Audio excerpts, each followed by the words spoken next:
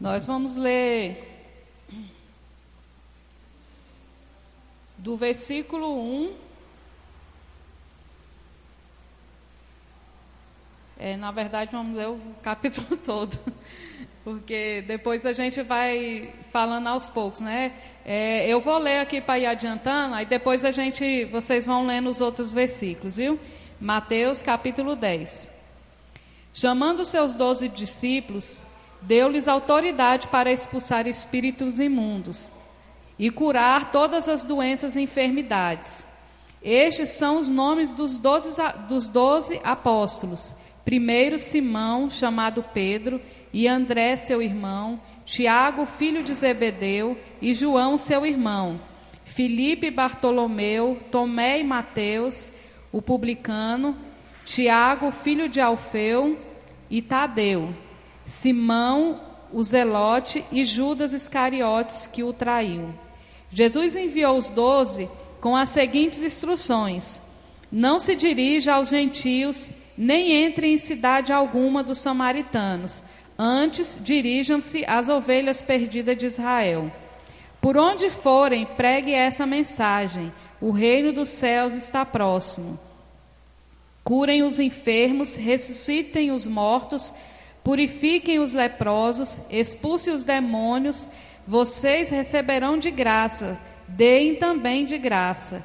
Não levem nem ouro, nem prata, nem cobre em seus cintos. Não levem nenhum saco de viagem, nem túnica extra, nem sandálias, nem bordão, pois o trabalhador é digno do seu sustento. Na cidade ou povoado em que entrarem, procurem alguém digno de recebê-los e fiquem em sua casa até partirem. Ao entrarem na casa, saúdem-na. Se a casa for digna, que a paz de vocês repouse sobre ela. Se não for, que a paz retorne para vocês. Se alguém ao receber, não os receber, nem ouvir suas palavras, sacudam a poeira dos pés quando saírem daquela casa ou cidade. Eu lhes digo a verdade: no dia do juízo haverá menor rigor para Sodoma e Gomorra do que para aquela cidade. Eu os estou enviando como ovelhas entre lobos. Portanto, sejam astutos como a serpente e sem malícia como as pombas. Tenham cuidado, pois os homens entregarão aos tribunais e os açoitarão nas sinagogas dele. Por minha causa vocês serão levados à presença de governadores e reis como testemunha a eles e os gentios. Mas quando os prenderem, não se preocupem quanto ao que dizer ou como dizê-lo. Naquela hora lhes será dado o que dizer, pois não serão vocês que estarão falando, mas o Espírito do Pai de vocês falará por intermédio de vocês. O irmão entregará à morte o seu irmão, e o pai o seu filho. Filhos se rebelarão contra os seus pais e os matarão. Todos odiarão vocês por minha causa, mas aquele que perseverar até o fim será salvo. Quando forem perseguidos num lugar, fujam para outro. Eu lhes garanto que vocês não terão percorrido todas as cidades de Israel antes que venham o Filho do Homem. O discípulo não está acima do seu mestre, nem o servo acima do seu senhor. Basta o discípulo ser como seu mestre e o servo como seu senhor. Se o dono da casa for chamado Belzebu, quanto mais os membros da sua família. Portanto, não tenha medo deles. Não há nada escondido que não venha a ser revelado, nem oculto que não venha a se tornar conhecido. O que eu lhes digo na escuridão, falem à luz do dia. O que é sussurrado em seus ouvidos, proclamem dos telhados. Não tenha medo dos que matam o corpo, mas não podem matar a alma. Antes tenham medo daquele que pode destruir tanto a alma como o corpo no inferno. Não se vendem 2 pardais por uma moedinha. Contudo, nenhum deles cai no chão sem o consentimento do Pai de vocês. Até o cabelo da cabeça de vocês estão todos contados. Portanto, não tenha medo, vocês valem mais que muitos pardais. Eu vou ler somente até aqui o versículo 29. Essa lição, ela está falando sobre o nosso chamado. E que chamado é esse que nós temos, né? É um chamado de levar as boas novas, de levar a palavra do Senhor. E a gente leu até aqui o versículo 29, que Jesus, ele chama os seus discípulos, prepara eles e envia. E dessa mesma forma acontece com a gente. Aqui na revistinha está falando o seguinte, eu achei muito interessante isso. A obra da salvação só podia ser executada por Jesus, e ele realizou sozinho. Mas a obra de proclamar essa salvação a toda criatura, a todas as nações, será realizada pelos cristãos. Então essa obra de levar a palavra é de todos nós. Aí a gente se pergunta assim, então quer dizer que todo mundo tem que pregar? Todo mundo tem que subir no altar para pregar? Né? E a gente fica assim até meio preocupado com isso, né? E eu posso te dizer que é verdade, todo mundo tem que pregar, não necessariamente no altar. A gente tem muitas formas, Deus nos chamou de várias formas diferentes. E aqui fala assim, Deus chama e capacita homens para fazer a sua obra. Olhando para os 12 escolhidos, observamos que Jesus não escolheu pessoas famosas, populares ou bem conhecidas. Ele escolheu homens comuns que moravam numa região esquecida. Então ele não chama pelo título, né? Pelo quanto você estudou, pelo quanto você tem. Ele chama pessoas simples, ele chama cada um de nós. Então é dentro das habilidades que nós temos que o Senhor ele nos usa. Aqui nessa revistinha fala algo aqui que eu falei assim, gente, isso aqui eu queria falar, mas eu não sabia muito assim expressar para vocês. Mas o nosso chamado é mais ou menos como no finalzinho aqui tem uma aplicação aqui que fala o seguinte, que que não somos nós que trabalhamos para Deus, mas Deus trabalha em nós e através de nós. E eu achei isso muito forte, porque muitas vezes a gente fala assim, eu trabalho para Deus. Tudo bem, a gente trabalha na obra de Deus, mas uma coisa assim que ficou assim marcado para mim foi quando ele fala assim, Deus trabalha em nós. Por quê? Porque quando você faz a obra do Senhor, quando você fala a palavra dele, Deus está trabalhando em você primeiro. E através de você ele vai falar para outras pessoas. Então nós somos meramente instrumentos. Se é ele que trabalha em mim, e é ele que trabalha através de mim, por que nós temos tanto medo, né? Por que a gente tenta tanto fugir? É porque a gente ainda não conheceu esse poder que foi entregado a cada um de nós.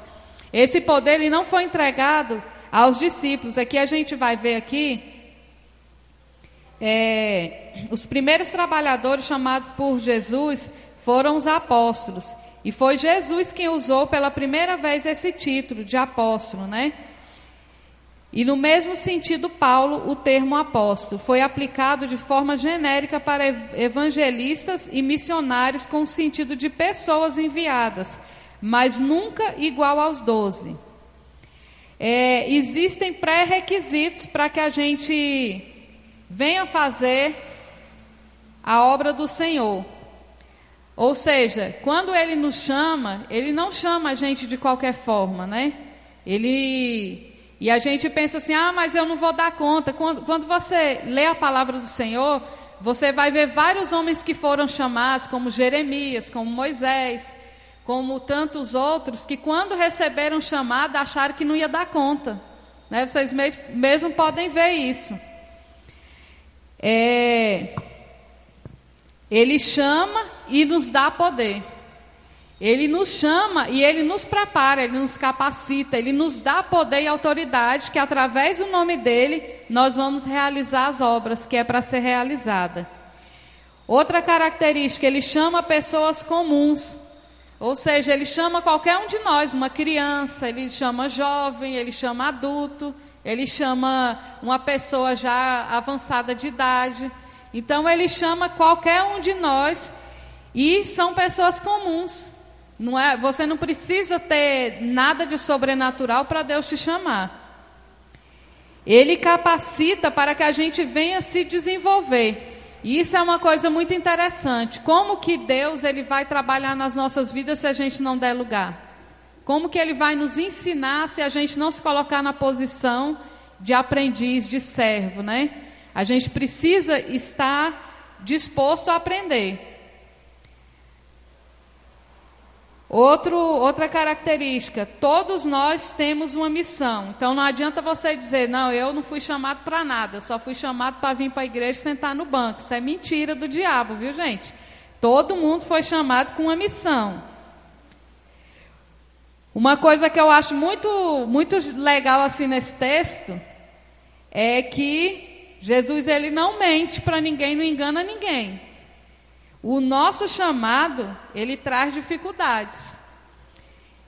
E a gente vai ver aqui, como a gente leu nesse texto aqui, que quando Ele chama, Ele já nos fala que nós vamos passar por dificuldades, nós vamos sofrer perseguições, nós vamos passar por muitas coisas. Depois a gente vai ler os versículos aqui, tá? Não ter medo, porque é Ele que nos guarda. Então a gente não precisa temer, como a gente leu aqui, aquele que pode matar o nosso corpo, pode machucar o nosso corpo. A gente tem que temer verdadeiramente aquele que tem algum poder sobre a nossa alma, né? E no final de tudo, há uma recompensa para aqueles que perseverar até o fim. Então, nós não precisamos ficar preocupados, ficar achando que a gente não dá conta, porque a gente dá conta sim, porque quem nos chamou nos capacita e é Ele que nos sustenta. Vamos começar aqui a ler os versículos. A primeira coisa que a gente vê quando Jesus chama os discípulos, a primeira coisa que a gente vê é a vocação. Tendo chamado os seus 12 discípulos, no versículo 1, está aí em Mateus 10, versículo 1, Ele chama e listou o nome dos vocacionados, que está entre o versículo 2 e o versículo 5. Ali Ele chama e Ele fala o nome de todos. Então, Deus Ele nos conhece e Ele nos chama pelo nosso nome, né? Ele chama aqui no versículo 1, fala assim, chamados seus 12 discípulos, deu-lhes autoridade para expulsar espíritos imundos e curar todas as doenças e enfermidades. E ele fala o nome dos 12 que foram chamados aqui. Entre o versículo 2 e o versículo 5, ele vai estar falando e dando algumas instruções. Aqui no versículo 5, fala o seguinte: Jesus enviou os 12 com as seguintes instruções. Ele vai dar aqui algumas instruções. Não se dirijam aos gentios, nem entrem na cidade alguma dos samaritanos. O que está querendo dizer esse versículo 5 aqui? Alguém gostaria de me falar? Essa instrução aqui que está falando que não era para ele se dirigir a nenhum gentio e nem entrar na cidade dos samaritanos? Alguém queria falar alguma coisa sobre isso? Porque aqui está parecendo que Jesus ele dá uma ordem e fala, vocês vão falar, mas não pode, fazendo como se ele estivesse fazendo acepção de pessoas. Alguém concorda com isso? Alguém quer falar, gente? Está todo mundo mudo por quê? Vocês acham que isso Não, o Silas, pelo menos o Silas falou alguma coisa ali. Por que, Silas? Você acha que Jesus estava fazendo acepção de pessoas? Por que você acha que não? Discriminando. Você acha que ele estava discriminando os gentios e os samaritanos? Não? Alguém quer me explicar isso? Todo mundo olha para o lado, olha para o outro. Olha só. Aqui no versículo 6 ele já explica. Antes dirijam-se às ovelhas perdidas de Israel. A primeira missão que ele dá aos 12 é que eles vá primeiramente às ovelhas perdidas de Israel. Ou seja, eles tinham que pregar primeiramente a palavra ao povo de Israel. Então, isso aqui trazendo para as nossas vidas, a gente, quando Jesus chamou a mim e a vocês, ele não está falando primeiro para a gente ir lá em Israel pregar para ninguém, não. Ele está falando que primeiro a gente tem que fazer dentro da nossa casa. E depois a gente faz fora da nossa casa. E quando fala da nossa casa, primeiro engloba a nossa casa mesmo, lá na nossa casa, e aqui na igreja. Então a gente tem que fazer a primeira obra, como a palavra do Senhor fala, ela tem que ser feita dentro da nossa casa, na igreja, e depois a gente fazer para as outras pessoas. Sabe por que isso tem uma certa ordem nisso aí? Porque a palavra do Senhor fala que aquele que não cuida bem da sua casa, como que ele pode cuidar das coisas de Deus? Então, primeiramente, a gente tem que buscar uma transformação na nossa vida. A gente tem que buscar deixar Deus trabalhar na nossa vida. Olha só quando eu falei que eu fiz esse comentário aqui do final aqui. Que o Senhor primeiro ele trabalha em nós e depois através de nós. Por que isso? Porque primeiramente a gente tem que estar por dentro, a gente tem que estar preparado. Para depois a gente poder falar e aquilo ali trabalhar na vida das outras pessoas através do Senhor. E no versículo 7... Porque por onde forem, preguem essa mensagem, o reino dos céus está próximo. Então a gente, desde que praticamente eu me entendo por gente, eu escuto falar que Jesus está voltando. E houve assim, previsões que eram em 2000 e não sei quanto, do ano 2000, depois 2012, depois não sei quando. Então a gente vê que o homem ele até tenta adivinhar, mas não sabe, né? Quem sabe o dia e a hora certa é Deus. Mas a palavra de que o reino de Deus está próximo, essa palavra ela tem que ser pregada. Por que essa palavra ela tem que ser pregada e a gente tem que estar falando o tempo todo? As pessoas elas têm que estar preparadas, porque nem Jesus sabe o dia certo. Então as pessoas elas têm que estar em constante transformação. Nós temos que passar por isso constantemente, porque quem aqui já se acha completamente transformado, perfeito, completo, assim que não precisa de mudar mais nada? Eu acredito que ninguém, né? Todo mundo precisa, todos os dias nós somos lapidados. E outra coisa, a preparação, estarem juntos com Jesus. Eu queria que alguém abrisse aí Marcos 3, versículo 13. E outra pessoa abrisse em João 12, 26. Marcos 3, 13, João 12, 26.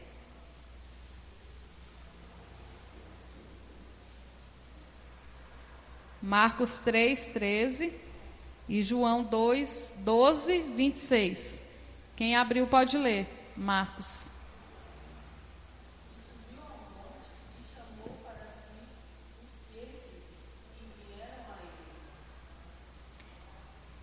Quem abriu João 12, 26?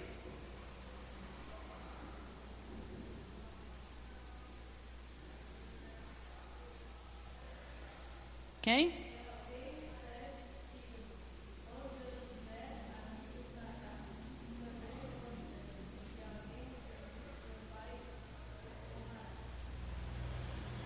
Deixa eu...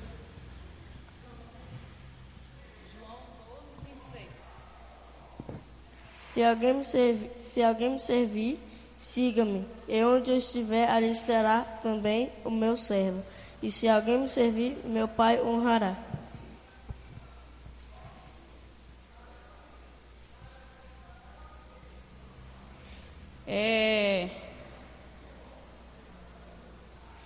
Mateus 5, 2. Mateus 5, 2. Alguém pode ler? Rafael, vai ler aí. Isso.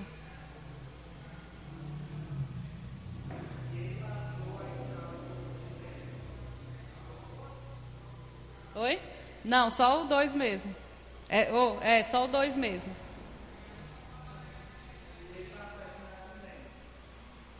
Só esse mesmo. 2 Timóteo 2, 2. 2 Timóteo 2, 2.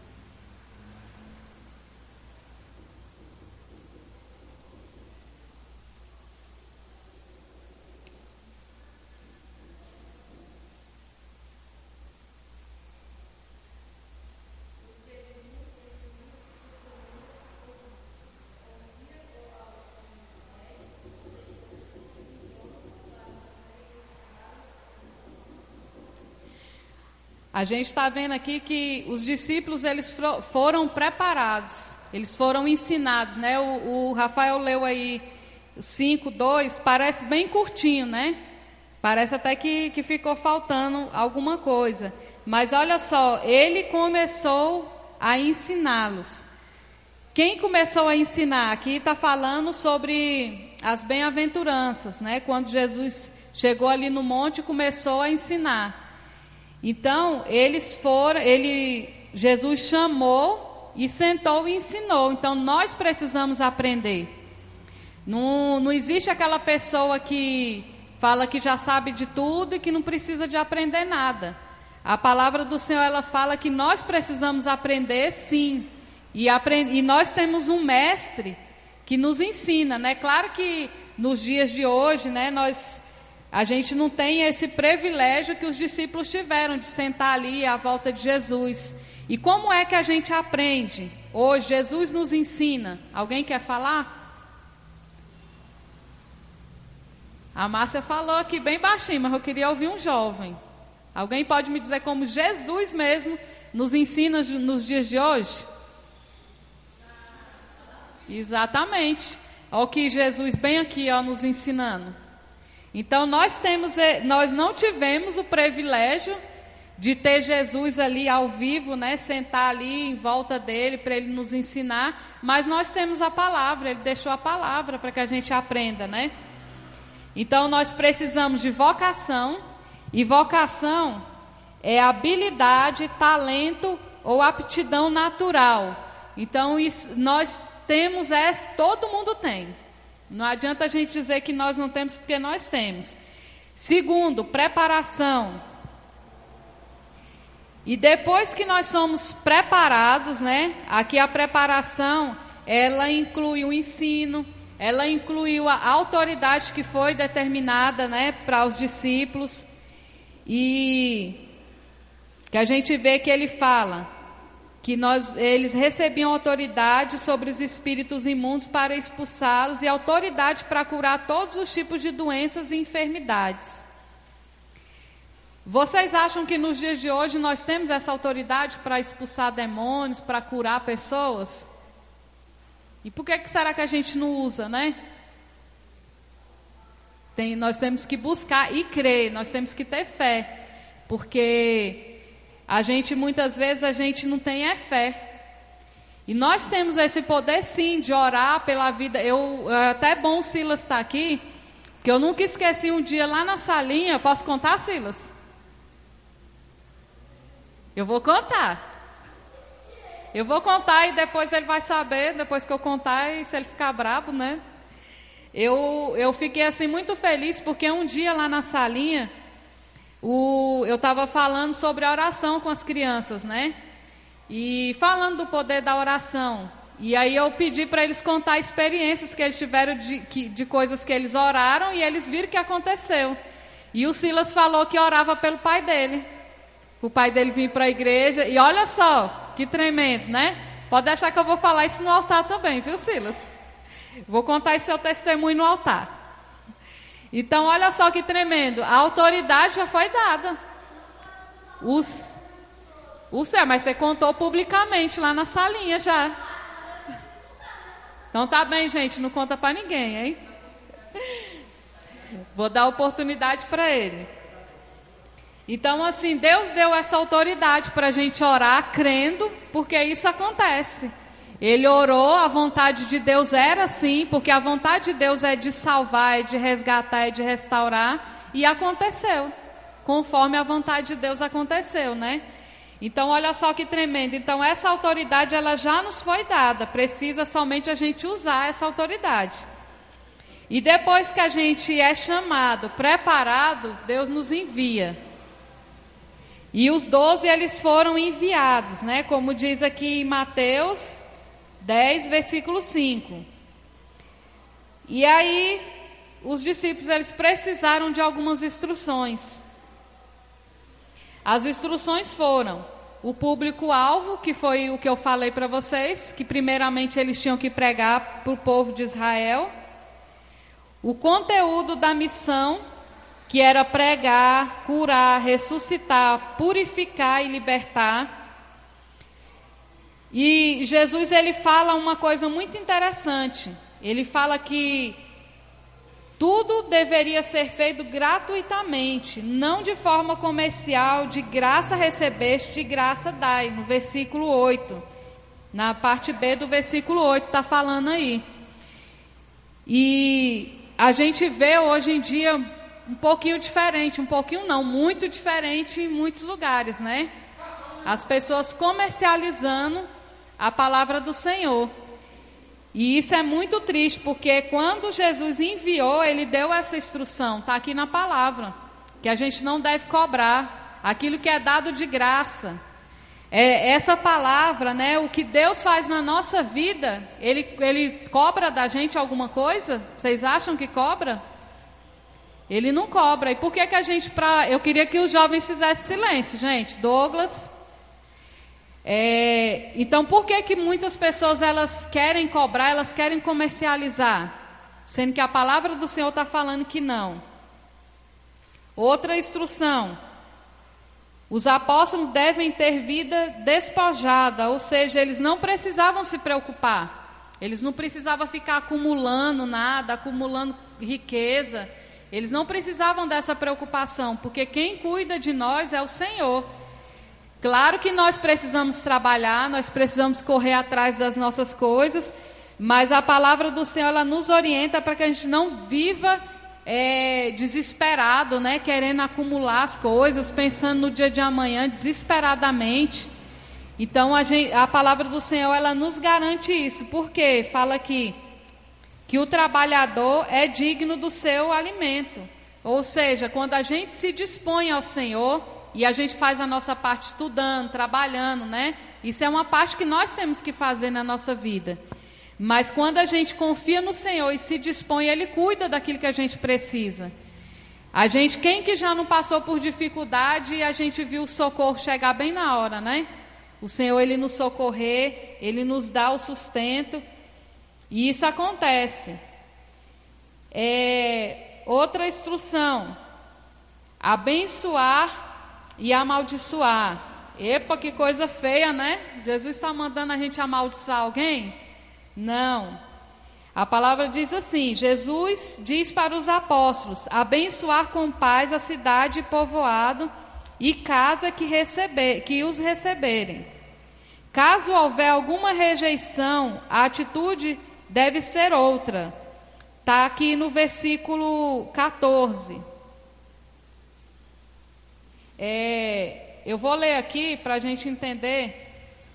Mateus 10, no versículo 14. Se alguém não os receber, nem ouvir suas palavras, sacudam a poeira dos pés quando saírem daquela casa ou cidade. Ou seja, quando você for falar a palavra para alguém e a pessoa não ouvir, não fique insistindo. A gente também tem que saber, né, a hora, porque quem faz a obra é o Espírito Santo. E eu vou contar para vocês aqui, dar um exemplo, para vocês entenderem mais ou menos o que eu estou querendo dizer.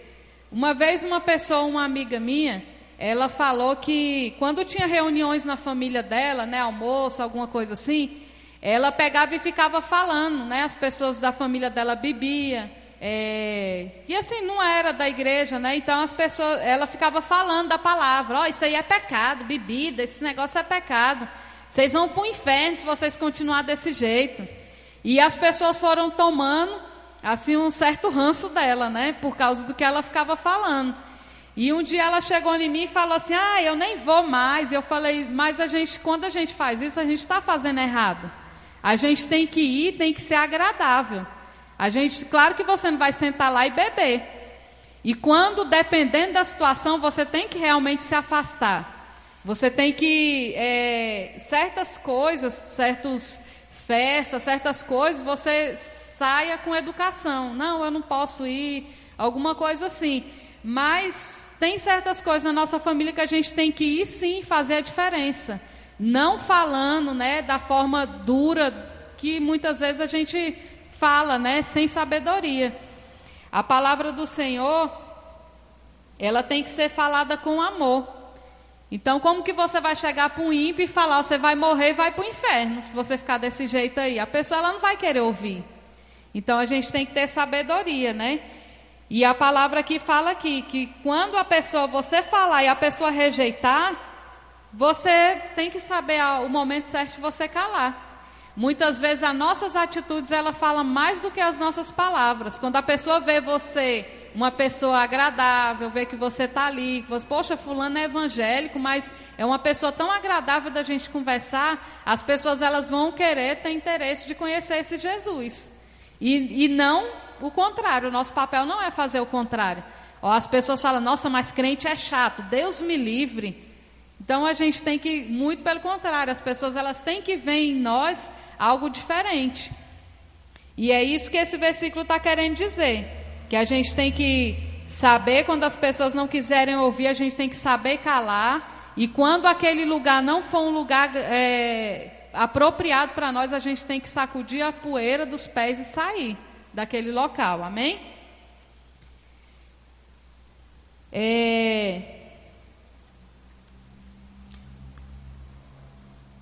Outra coisa, quando você for em uma casa que as pessoas têm a mesma fé que você, eu conheci um pastor que toda vez que ele entrava na casa de uma pessoa, ele falava, eu achava tão engraçado, ele chegava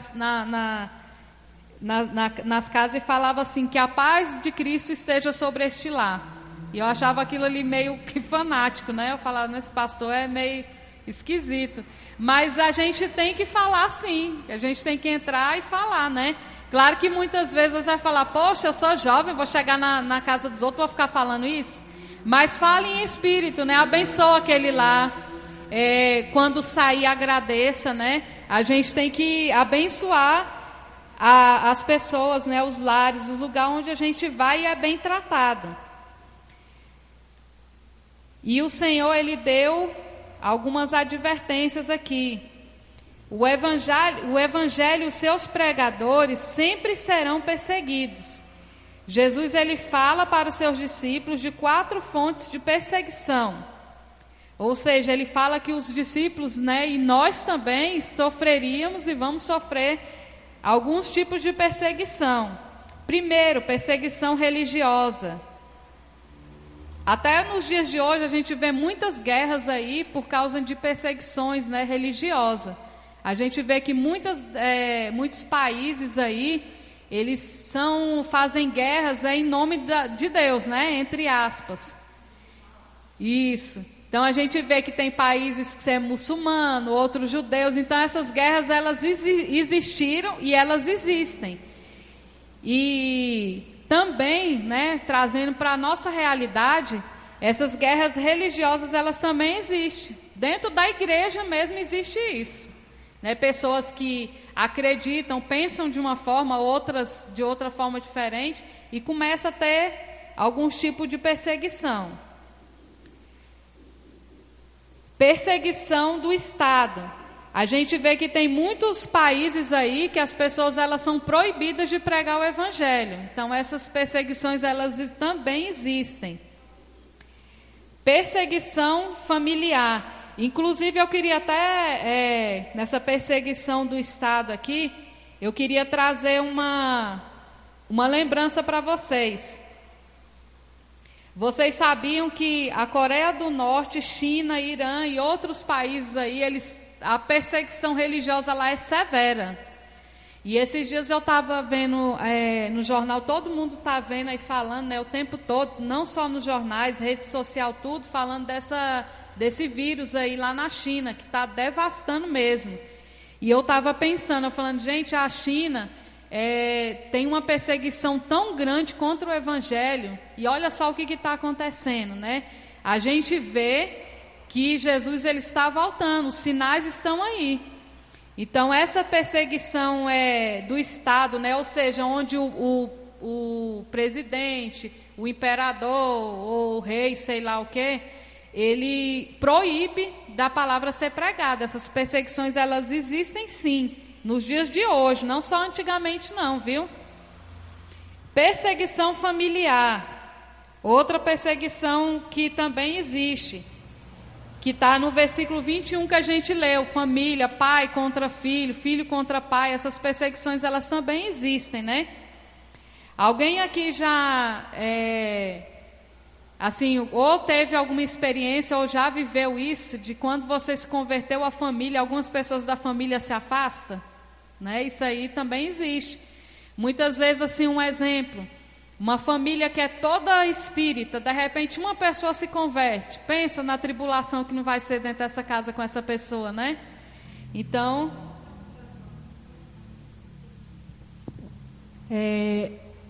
isso é tão sério que a gente vê aqui dentro das nossas igrejas, né? Semana passada, uma jovem comentou comigo aqui na igreja que ela está passando por essa dificuldade. Os pais são crentes, mas estão questionando o fato dela viver dentro da igreja. Não quer que ela fique menos, venha menos para a igreja. E assim, eu costumo falar para todo mundo aqui que os pais não são cristãos. Nós temos muitos meninos aqui que os pais não são cristãos. E trago também a informação de que muitos meninos já trouxeram seus pais para a igreja. O fato do Silas orar para que o pai dele estivesse aqui hoje, olha só, Deus respondendo a oração.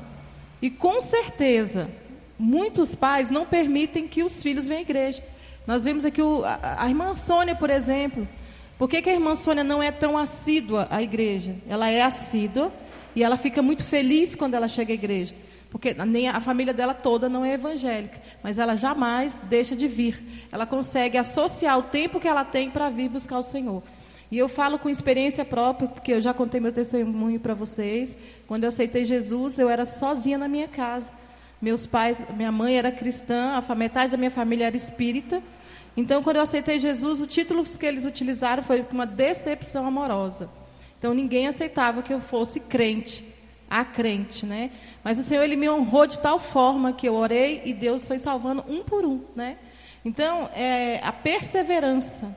Então, se você passa por isso aqui na igreja, que seus pais não são crentes, e às vezes a sua mãe fala, não quero que você fique fiado dentro da igreja. Esteja sempre em oração, porque o Senhor vai preparando e quebrantando o coração do pai e da mãe para permitir que estejam aqui. E o mais interessante é que o Senhor, Ele nos honra de tal forma que quando a gente menos espera, as pessoas que mais criticam e as pessoas que mais se preocupam, quando elas estão passando por dificuldade, elas vêm pedir oração para você. Elas falam, por favor, ore por mim, porque eu estou passando por tal luta. Às vezes é sua mãe, né? Às vezes pode ser seu pai. Eu lembro que na época, eu grávida do Cléder Filho, eu nunca tinha expulsado um demônio. Uma pessoa da minha família caiu endemoniada. Minha mãe me ligou desesperada. Minha mãe era católica, apostólica, romântica. Quando eu aceitei Jesus, o pessoal virava a cara para mim. Virava, de verdade. De virar e eu falar com a pessoa, ela virar a cara.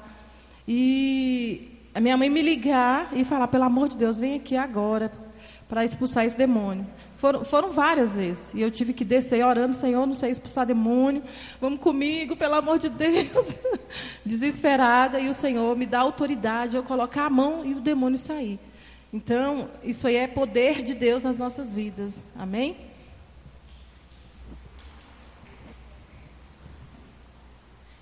Essa perseguição, ela é assim familiar, né? Como fala aqui, ela é algo assim muito comum, né? Às vezes você até já passou e não soube assim associar.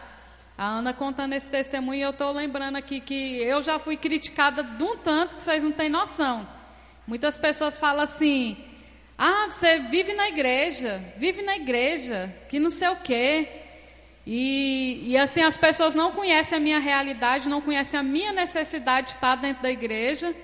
E muitas vezes fala, mas isso nunca me parou. Muitas vezes eu fico assim, um pouco desanimada e tudo, não por causa dessas palavras, mas por causa das lutas mesmo, né? Mas eu já ouvi muito, muito mesmo. E eu tenho certeza que muitos aqui já ouviram também, né? As pessoas falam, ah, você vai para a igreja de novo? Aqui a gente tem realidade, a Ana falou da situação da irmã Sônia, mas a gente tem muitas pessoas aqui na igreja desse jeito, que não pode vir para a igreja porque um familiar, né, um esposo, uma mãe, alguma coisa assim, fica criticando, vai de novo para a igreja. Às vezes a pessoa pode vir um dia na semana, aí a pessoa fala, você vai de novo? Quer dizer, vai uma vez na semana, e aí a pessoa vai de novo para a igreja? Então isso é muito sério, né? E a gente tem que orar e pedir muita força, porque o Senhor, Ele advertiu isso daqui. Ele falou que isso ia acontecer.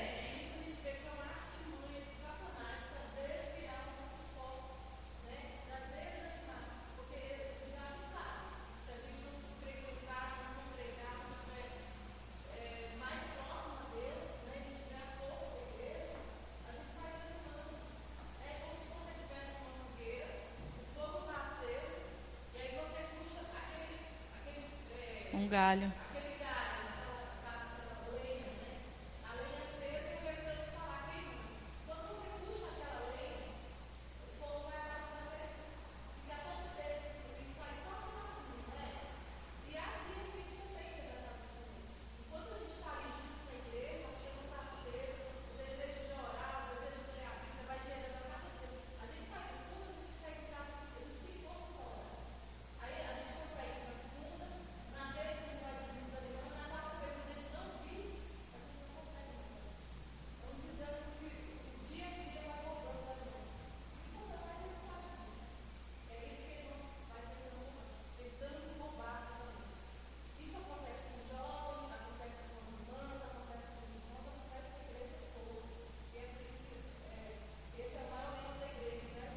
Verdade.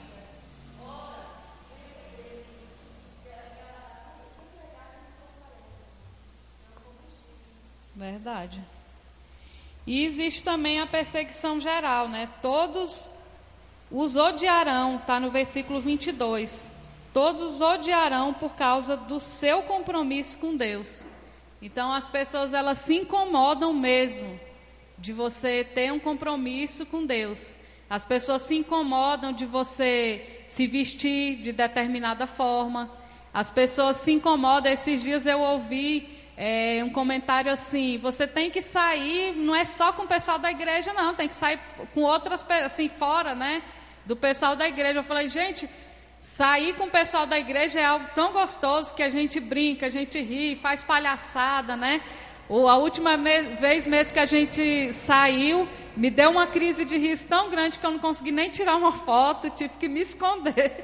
A Glauciane falando besteira Então, assim, é algo tão gostoso que quando a gente começa a se envolver, a gente vê que não é um negócio assim, que as pessoas pensam, que negócio chato, coisa de crente é tão chato, e não é. E as pessoas de fora, elas se incomodam muito com isso. Porque eu escuto muito isso, eu tenho certeza que principalmente vocês que é jovem, escuta também. Muita coisa assim, isso não tem nada a ver. Uma vez eu fui num chá de fralda do amigo meu, e uma pessoa que já estudou comigo, né, há muitos anos que eu não via, aí foi pegar uma cerveja e falou assim, você quer? Eu falei, não. Ele, desculpa, esqueci que você é crente, não pode. Aí eu falei, não, querido, muito pelo contrário, eu posso. Aí ele fez assim, ele falou, você pode beber? Eu falei, claro, eu sou crente, eu posso tudo. Aí ele, sério, na tua igreja? Eu falei, claro, você que é escravo, eu não sou escrava não. Você é que precisa disso daí para sorrir. Eu não, eu tô aqui, eu fico de boa aqui, ó. Eu sou feliz, eu não preciso de bebida para mim ficar feliz e para mim me divertir, não. E aí ele ficou, os outros tudo ficou rindo dele, falou, eita, você podia ter ido dormir sem essa, né? Então as pessoas, elas acham que a nossa vida é sem graça, e não é. Só é sem graça quando você não vê graça, né? Quando você que está com alguma coisa dentro de você que não está legal, mas as pessoas, elas se incomodam muito, então essas perseguições, elas vão existir muito mesmo. As pessoas vão se incomodar e elas vão odiar o fato de você ter um compromisso com Deus. E de todas as formas, elas vão querer tirar esse compromisso que você tem com Deus. A gente vai finalizar, porque o tempo já se esgotou, para a gente concluir aqui só essa parte aqui. A palavra que a gente leu aqui fala assim, o Senhor, Ele nos ensina como que a gente deve reagir. No versículo 16, Ele fala assim,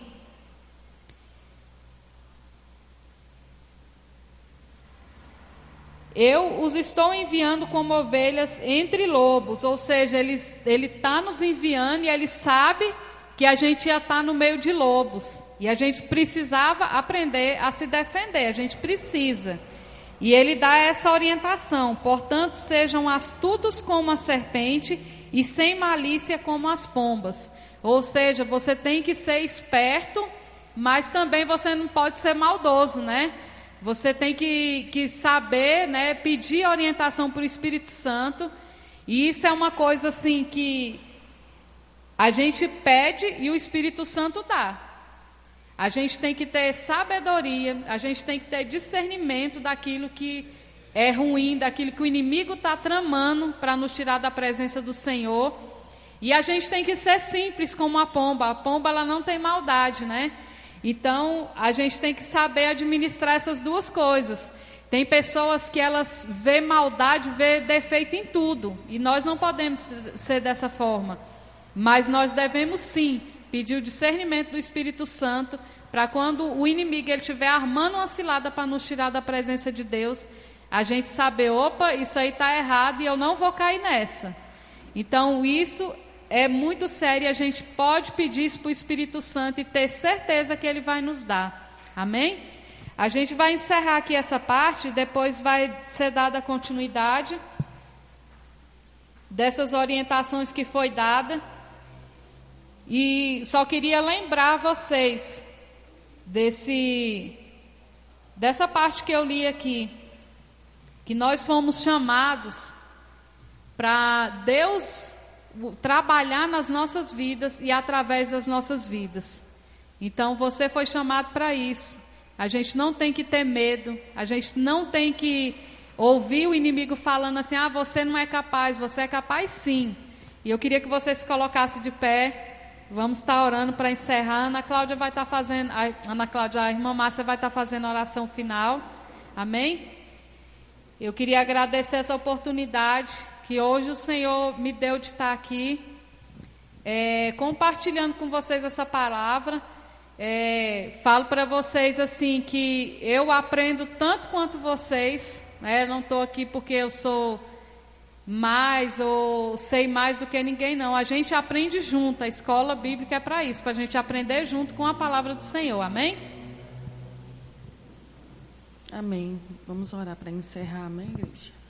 Senhor, nós queremos te agradecer, Pai amado, por essa manhã de ensino. Obrigada, meu Deus, pela tua palavra, Senhor, que ela venha, Pai amado, penetrar nos nossos corações, ó Pai, que ela venha, Pai amado, de fato, Senhor, ser, Pai amado, penetrante, Pai amado, que nós íamos guardar, Pai, com toda intensidade no nosso coração, Pai, os teus ensinamentos, ó Deus, Pai, que nós íamos ter, Pai amado, experiências contigo, meu Deus, Pai, nessa busca diária, Senhor, que cada um de nós, nós, Pai amado, não venhamos ser, Pai amado, aquela brasa fora do braseiro, mas que nós venhamos, Pai amado, estar junto, Pai amado, crescendo continuamente, meu Deus, em nome de Jesus, ó Pai, nós te agradecemos, ó Pai, por este momento, em nome de Jesus, amém.